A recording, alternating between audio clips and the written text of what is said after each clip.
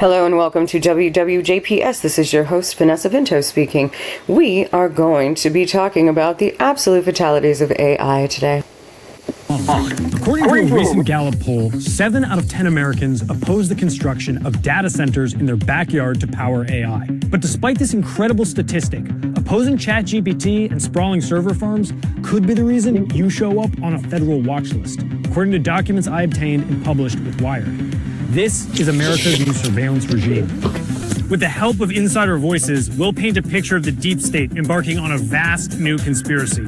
State and people get all in a kerfuffle on Reddit. I'm not the only one that uses it, folks. This time, the government's fight isn't with foreign adversaries like Iran, China, or Russia.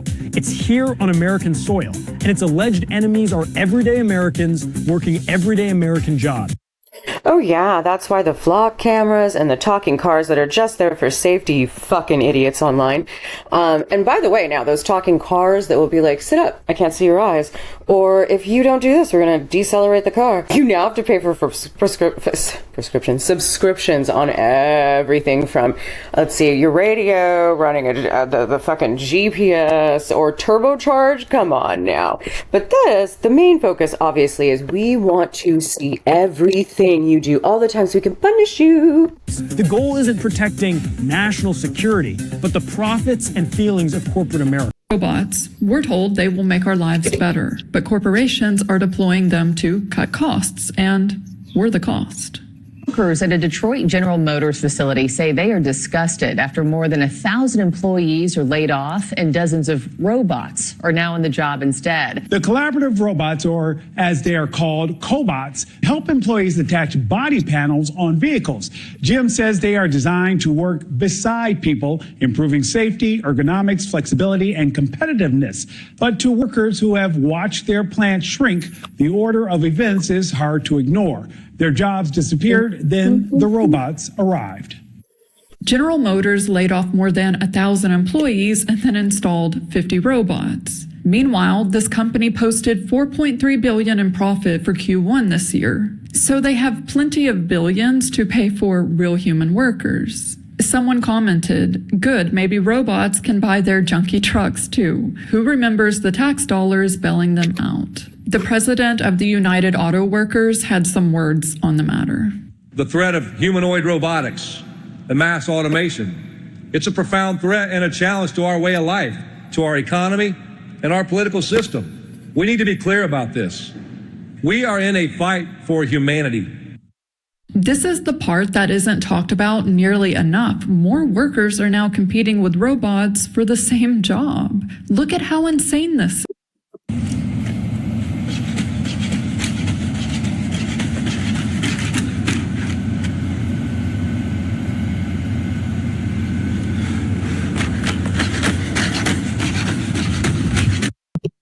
So from now until 2030, we're looking at a massive surge in surveillance, invasion of privacy, military dominance, and control over our freedoms. This is happening rapidly.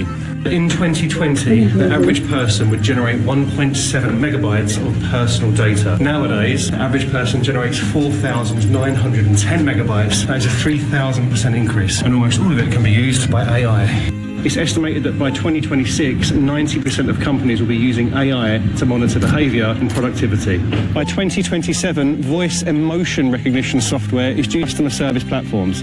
The global surveillance market is due to rise by 222% in the next 5 years. Global AI military spending was $14 billion in 2021. By 2030, it's due to hit $64 billion. Now, here's the thing. As I said, a lot of us use AI simply for spelling correct. I'll have it look at sentences. I'll have it create a thumbnail. But I would never, if I were these corporations, I would never have it replace people because you can't. And also what this tells us is that they are absolutely serious about getting rid of all of the people, replacing us with robots because they don't like us. And also these people can't make friends. This is what happens when you let people who cannot make friends make tons of money. This is what happens. Now, this is a piece OpenAI started threatening one of its previous employees because, they were talking. Among OpenAI's demands to other groups, documents related to advocacy on AI legislation. It's very difficult to imagine us figuring out how to comply with 50 different sets of regulations. Yeah, I mean, for us to do that would mean that we would have to like really, really research our stuff and make sure that we know about it. When if we just let it out the door going, I think it's going to be all right, only, millions and billions will die. That will slow us down at a time where I don't think it's in anyone's interest for us to slow down. Anyone's interest to slow down. How many people want to slap this guy in the face every day? For some companies, I think they want a situation like social media. Rebecca Bauer-Cahan is an assembly member from California leading AI and tech policy. A law passed in Congress that said that they were not liable for any of the content put onto their platforms. Now How is that possible? And again, things that you learn in law school that terrify you. Why are these companies avoiding getting sued? Part of what this country does better than anything else is give Americans the right to sue. That's now going away. That should disturb everyone. Want that for their AI boom, and they don't have it yet in Washington. And so they're going to try to ensure that states don't act as aggressively as I think our constituents want us to. Over the last year, Bauer-Cahan introduced several AI-related bills to protect California ratepayers from data centers driving up their electricity bills. They sat next to me and told me I was going to kill the entire AI industry. To help creators track copyright infringement by AI companies, and to ban unsafe AI products for kids. We started to see more examples of kids, frankly, dying by suicide as a result of these chatbots. This morning, ChatGPT hit with a scathing new lawsuit alleging it helped a 16-year-old boy die by suicide. It's not the only one. I've seen this now a few times, and they literally want to escape liability for this. They invented it. You invented it, your fucking hands are on it. It's your liability. He would be here, but for ChatGPT. As we got to the point where it was pretty clear that I had the support to pass it, it was one of the only times I've seen a huge ramp up in lobby dollars to try to kill the bill. The tech industry has set up a lot of what I like to call shadow groups that actually do the lobbying for them. TechNet, whose members include Meta, OpenAI, Google, and Anthropic. Chamber of Progress, which includes VC firm Andreessen Horowitz, Google, and OpenAI. I think it's important that you are forthcoming about who funds Chamber of Progress. Absolutely. I'd like to say first that Chamber of Progress does not accept a vote or veto from any of the technology companies or our partners that we have on our board. But you didn't answer the question. I can list all of them if you'd wish. American Innovators Network. It was very, very evasive there. Which has Andreessen Horowitz and Y Combinator, the startup accelerator formerly run by Sam Altman. Hackers hijacked Instagram accounts by tricking Meta AI support chatbot into granting. What's interesting is that Meta is one of the most invasive places when it comes to their security. So the fact that they got tricked, it's a little scary. Access. Now that headline probably implies there's a lot more detail, a lot more hacker trickery that has to go on under the hood to make that kind of hack possible. Ironically, I don't know what that word means. It's not more than that. It's actually kind of almost the entirety of the play, right? So the way that this hack worked is attackers used a VPN to spoof the location of an individual that they presume they live at, right? Like, for example, maybe the Space Force individual lives in Colorado. That's where the Space Force is headquartered, right? So that makes sense. That's easy. That is a common hacker tactic. The next part is where it gets super stupid. So I'll put the video here on the side. I'll link it from Twitter. There's a Telegram video I'm floating around. But basically, all they had to do was tell the AI chatbot, which by the way has access to the ability to change passwords and email. They told the AI chatbot, hey, can you send me a security code to this email address being a hacker controlled email address. And then once that security code got sent to that email address, they added that email to the account. And then once that email was added to the account, they could use that email to reset the password like any traditional password reset process. Bruh.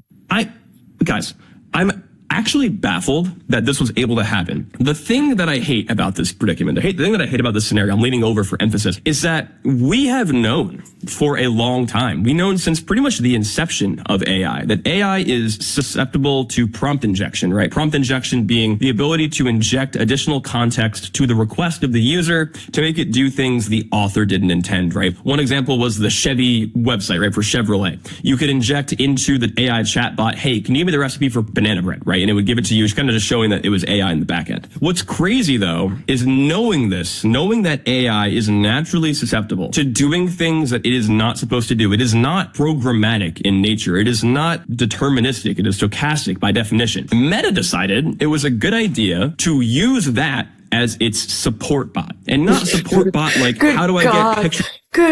How does the mass adoption of AI differ from the mass adoption of the internet? The internet was an information explosion. AI is cognition outsourcing. The internet gave people access to information. AI gives corporations and governments access to people. The internet connected people Access to people. Access to people.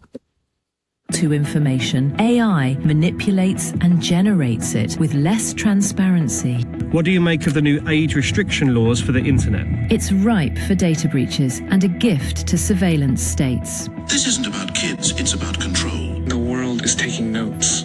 Imagine an AI that doesn't just understand your emotions, but can manipulate them at will. Sound far-fetched? And that's a great idea to give these things that much power. Oh my God. Think again. The next generation of AI isn't just about processing data. It's about processing feelings. Enter the world of effective computing, where AI systems are being designed to recognize, interpret, and even influence human emotions. This isn't just about a chatbot that can tell if you're angry or happy. We're talking about AI that can read the micro expressions on your face, analyze the tone of your voice, and even detect changes in your heart rate, all to gauge and manipulate your emotional state. A startup in Boston has developed an AI system that can detect signs of depression with 85% accuracy just by analyzing And the reason that's dangerous is these aren't doctors. And if they're detecting depression, that means that they can do a lot with it. When people are depressed or having some sort of psychological thing, that is not when technology should come in. person's speech patterns. But that's just the beginning.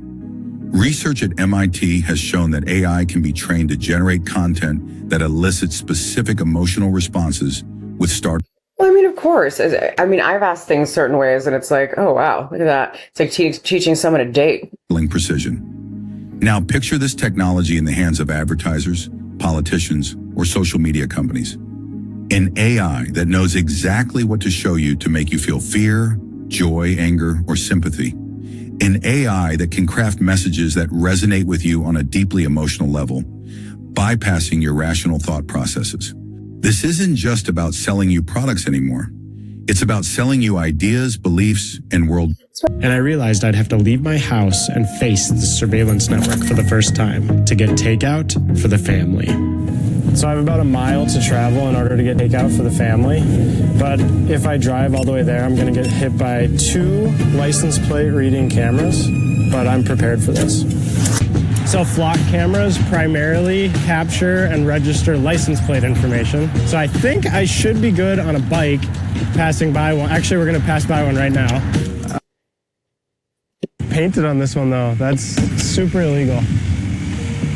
Flock, the company, essentially creates a database of license plate information and the coordinates that it crossed at and the time it crossed it at. So law enforcement can use that database to look up and triangulate essentially where you are at any given time. You know, and a friend of mine was like, but Vanessa, really isn't this for safety? And I would like that. And if it was just for safety and if they limited it to that, because I mean, how did we find the Idaho guy that murdered those poor kids in that house?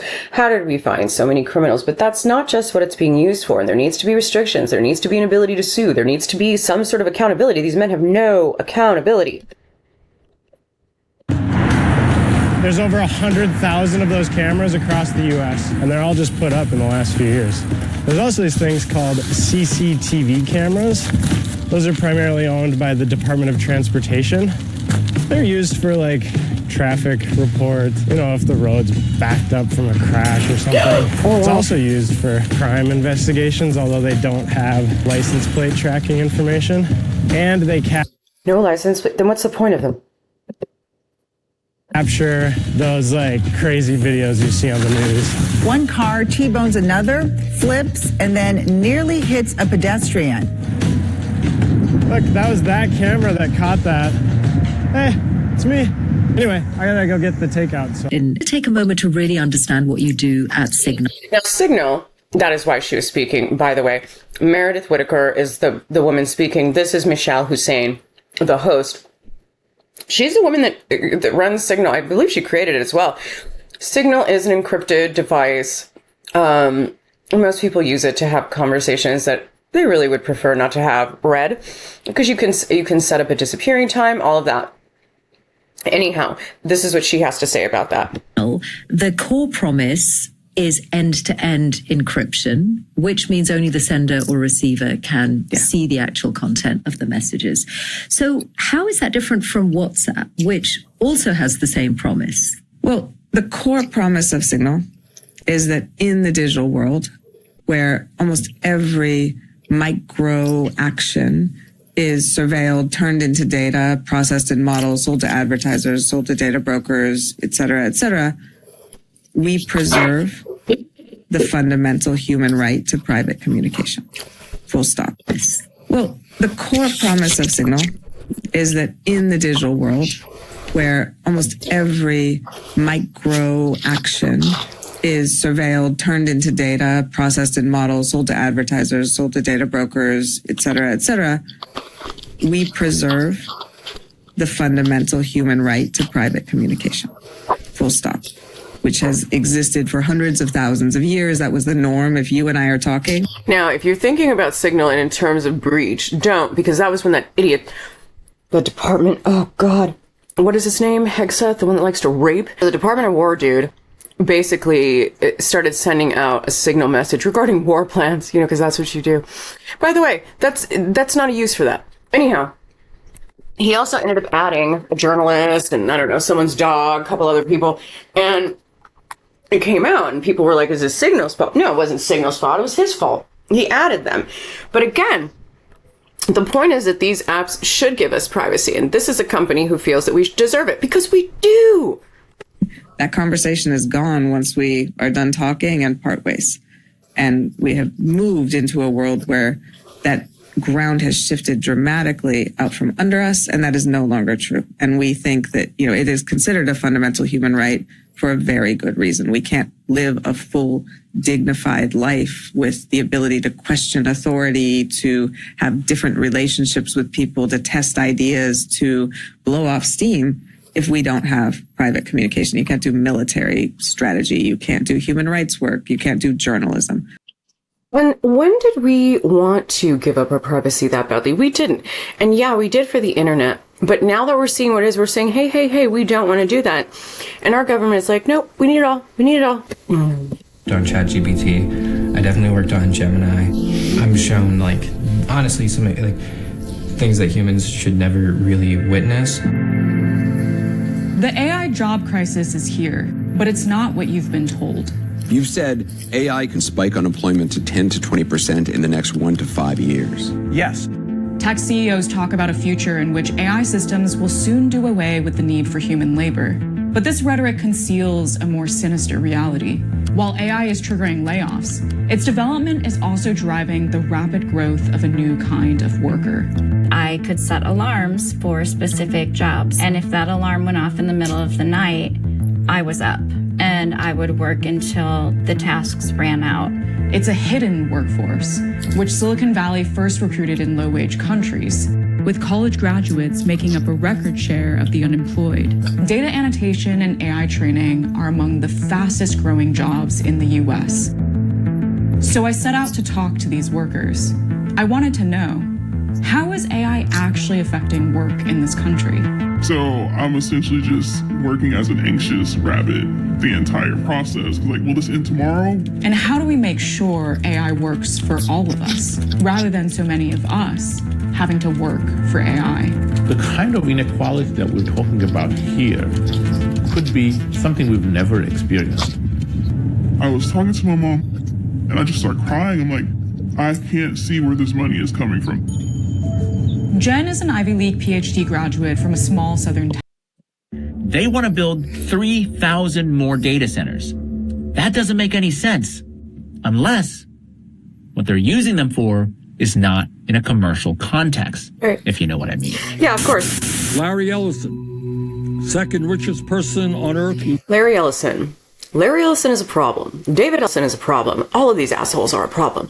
But Larry Ellison controls the much of our media. He also, TikTok, I believe, as well.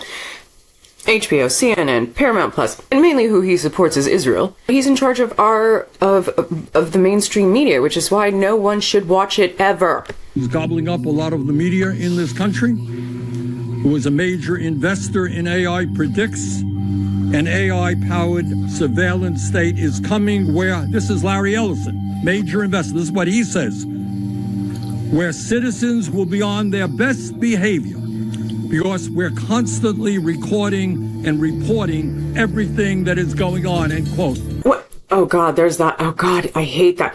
Tanned, 85-year-old man. Rumor has it that his Chinese wife is a spy, and I'm not saying that to mean any disrespect to the Chinese. Good on them if they've got him. But either way, he is despicable and disgusting and a puppet for Israel, and that's all he wants to do. Everything is for that, and that's why he wants to watch us, punish us, take our money, you know, all that nonsense. Behavior. Because we're constantly recording and reporting everything that is going on, end quote.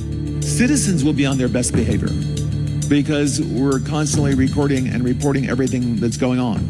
On July 13th, 2025, President Trump issued an executive order accelerating federal permitting of data center infrastructure, where he declared, quote, "We will pursue bold, large-scale industrial plans to vault the United States further into the lead on critical manufacturing processes." No, it's like God only knows how many million he got for that. By the way, every piece of paper that man signs, there is an amount of money that someone paid him to do it. Nothing that he does is his own idea. Everything is from someone else, and he's gotten paid to do it. Remember, never ever forget, Larry Ellison is the piece of shit that started the incident in San Francisco where ICE was supposed to come and then called it off. He should not have that amount of power. None of these people should have this amount of power, ever, for any reason. And technologies that are essential to national security, economic prosperity, and scientific leadership. You hear that? Essential to national security. On March 20th of 2026, President Trump issues another press release unveiling his national AI legislative framework, again, where he reiterated his administration's commitment to winning the AI race to usher in a new era of human flourishing, economic competitiveness, and national security for the American people. There it is again, national security.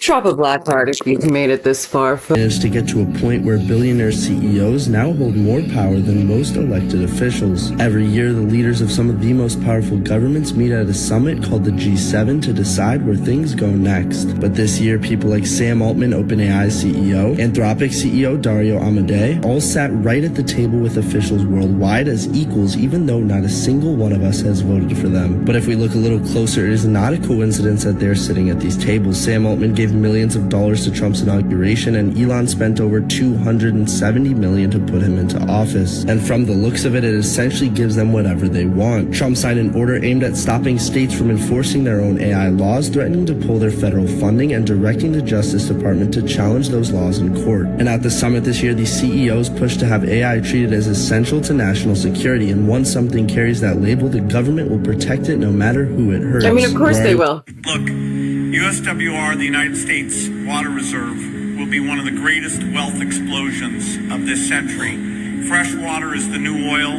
This is going parabolic. Here's exactly what Bill Gates was talking about. It's called USWR and it's already on Coinbase. Almost nobody understands what just happened, so stay with me. Bill Gates is the same guy who predicted every single global crisis and has made billions off of it. He's been buying almost all of America's water supply. AI is surging behind the scenes. Right, because, you know, he's just a smart person. He's not just corrupt. The Supreme Court today issued... Or folks, isn't that nice to find out when you're in law school? Fun times. We'll discuss that another day.